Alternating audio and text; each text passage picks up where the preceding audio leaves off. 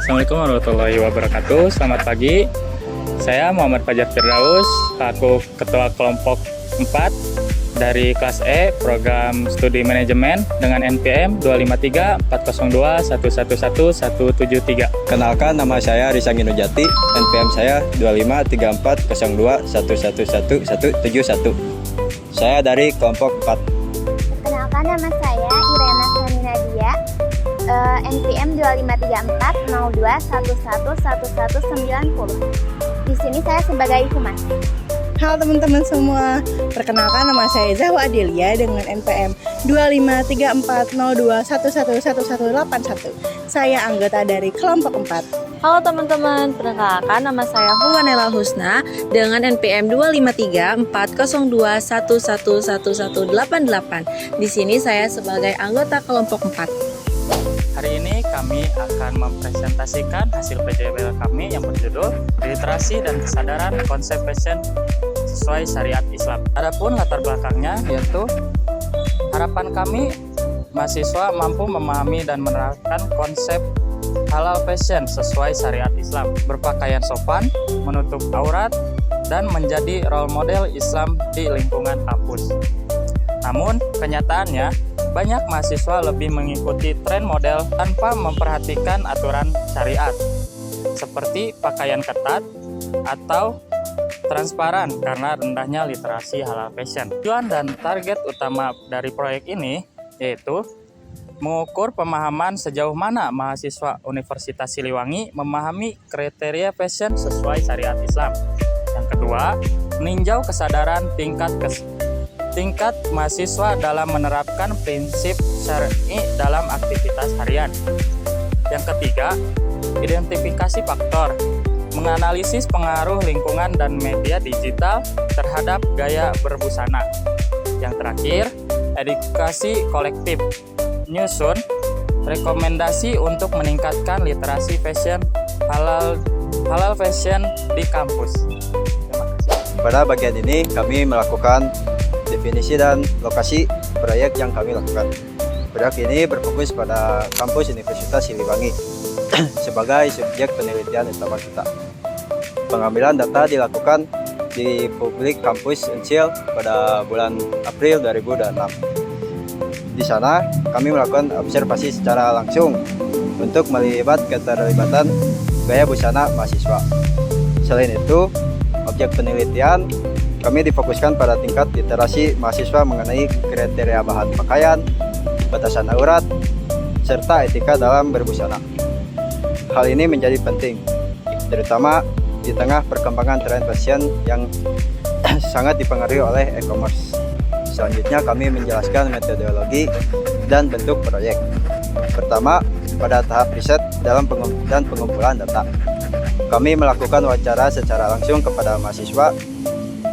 Tujuannya adalah untuk mengetahui realitas dan tingkat kesadaran mereka terhadap fashion, khususnya yang sesuai dengan syariat Islam. Kedua, pada tahap produksi media.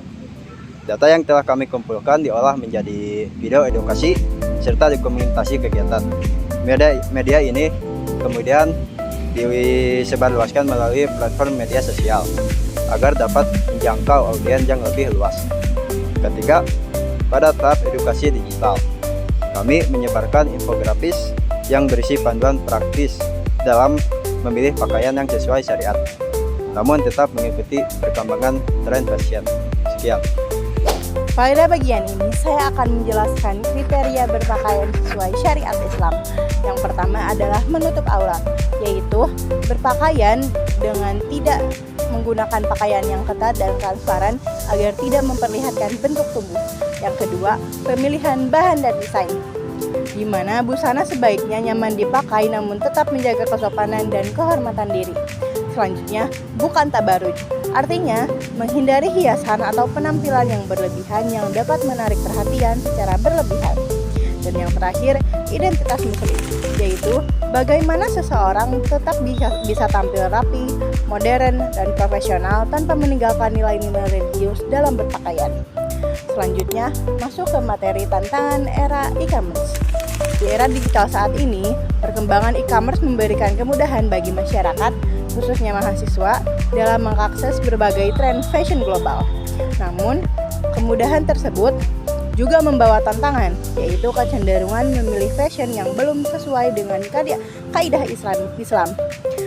Karena itu, diperlukan literasi digital agar mahasiswa lebih bijak dalam memilih produk fashion, terutama produk lokal, yang tidak hanya menarik dari segi desain, tetapi juga memenuhi prinsip halal dan syar'i. Dengan begitu, perkembangan teknologi dapat dimanfaatkan secara positif tanpa mengabaikan nilai-nilai agama. Perkembangan transaksi digital yang pesat memudahkan mahasiswa untuk mencoba berbagai tren fashion global. Namun, kemudahan ini seringkali menjebak dalam konsumerisme pakaian yang tidak memenuhi syariat.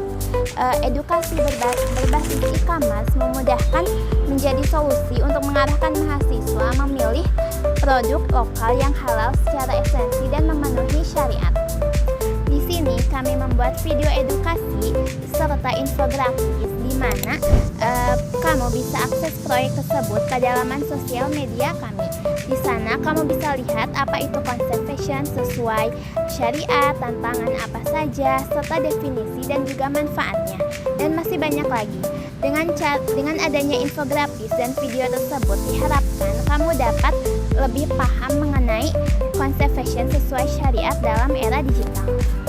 Berdasarkan hasil wawancara kami dengan narasumber kemarin, ada temuan yang menarik atau ada pernyataan yang menarik menurut mereka, yakni fashion itu bersifat kontekstual atau bergantung pada lingkungan. Kita belajar bahwa cara berpakaian bisa menyesuaikan dengan tempat kita berada, baik di sekolah, di kampus, di lingkungan formal, ataupun di lingkungan yang santai, selama prinsip dasarnya tetap terjaga. Memilih pakaian yang tepat sesuai lingkungan membantu kita untuk tetap percaya diri dan dihargai tanpa menghilangkan identitas kita sebagai muslim. Jadi, fashion itu fleksibel tetapi bukan kaku.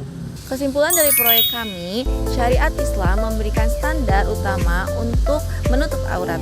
Namun, lingkungan juga memberikan kita ruang untuk berkreasi dalam cara berpakaian.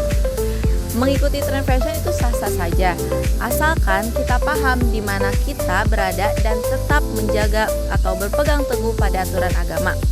Berbusana muslim yang baik adalah yang mampu menyeimbangkan antara ketaatan kepada Tuhan dan kesantunan dalam bermasyarakat. Kita tidak perlu terlihat asing di lingkungan sendiri, asalkan batas-batas syariat tidak dilewati. Terima kasih. Sekian presentasi dari kami. Mohon maaf bila ada kesalahan. Wassalamualaikum warahmatullahi wabarakatuh.